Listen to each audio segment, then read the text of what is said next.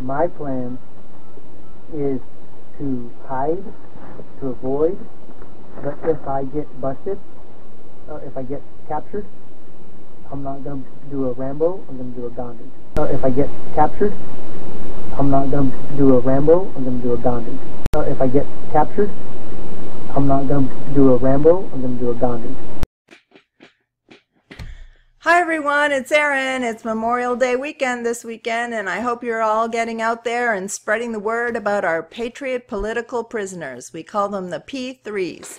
I've got a letter here. It's from Schaeffer Cox. It's hot off the press.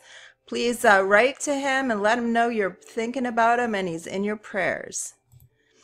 So here's the envelope it came from. I covered up my address. And here we go. It says, PMP is still going strong and sending moral-boosting letters to the patriot political prisoners.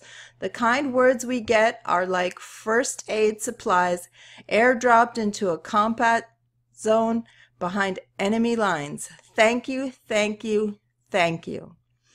This is first and foremost an information war. And each one of our trials is a big propaganda show from the enemy. Their goal is to demoralize you all out there by demoralizing us few in here. That's always the goal in war, to demoralize your enemy and subjugate them.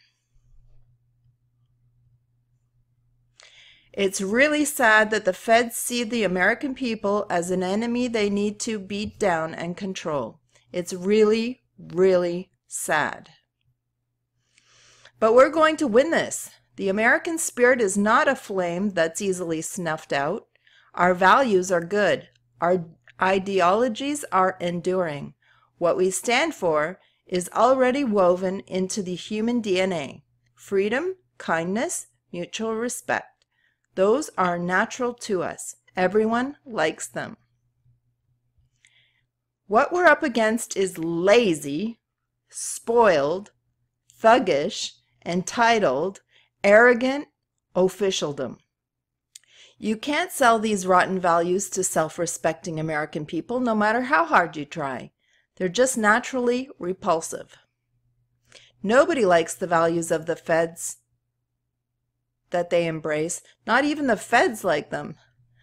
That's why they're all in it for themselves and constantly eating each other alive.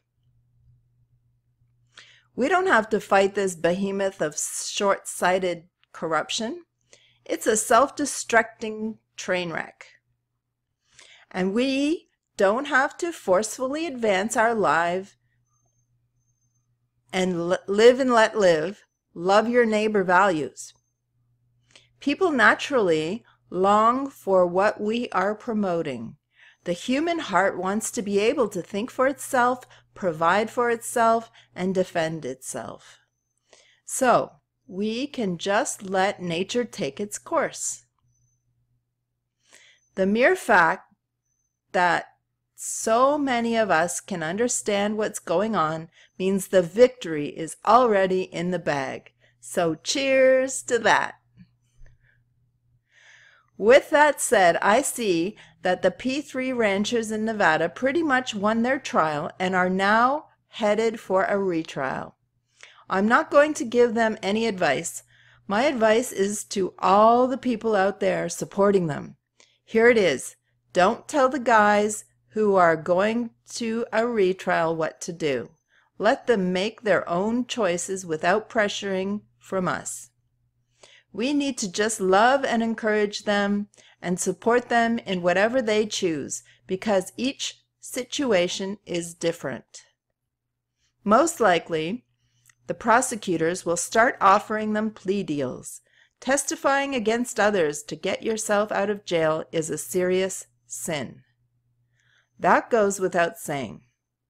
But if you beat the feds at their own rigged show trial, and they offer you a plea deal that allows them to save some face and you get to go home, it's not right or wrong to take the plea. So we'll be on your side whatever you decide to do. If you want to stand up to the tyrants like William Wallace from Braveheart and never give them an inch, then so be it. I respect you and I support you in that. And I know that whatever time and torture they throw at you, you'll take it like a man, and you'll make us all proud. If you want to throw the feds a bone by pleading out so you can go home, that's okay too. It's not good for the movement to see their heroes get 20 or 30 years. It scares people. So there is a tactical advantage for the cause if your plea gets you out. You survived, avoided prison, and kept your pride. That's a victory that will outweigh a time-served plea. Your supporters will be less demoralized in the long run, and you can do a lot of good and help a lot of people since you're out. You'll also be able to pass on your knowledge of how informants, trials, and psyops work. You're a seasoned veteran now, for people to see you in the flesh alive and well, and unbroken is worth a lot. If you've got a wife or a child that need you out to take care of them, that's a big factor that deserves consideration too. Don't betray your heart, don't betray your country, don't betray your friends, and don't cooperate with feds who have. Beyond that, make your own decisions and know that we're behind you. That's what I'd say, and I wouldn't go much beyond that. Lex Rex, Schaeffer Cox. P.S. Don't take a plea that agrees to facts that will be used against others. And get all plea agreements in writing and approved by the judge in writing before you agree to anything. I know of an elderly couple who were both told, if you plea out, we'll let your spouse out. They both pled guilty and they both went to prison, and the prosecutor just laughed at tricking them because the offer wasn't in writing or signed off on by the judge. Wow. Yeah. Get everything in writing. And even if it's in writing, still be suspect of it. Thanks for listening, everyone. Please keep our political prisoners in your prayers. And the movement is growing. Everybody's networking. And God bless the righteous, and please, God, bring divine justice.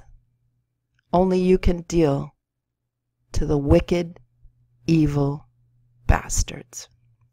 Amen.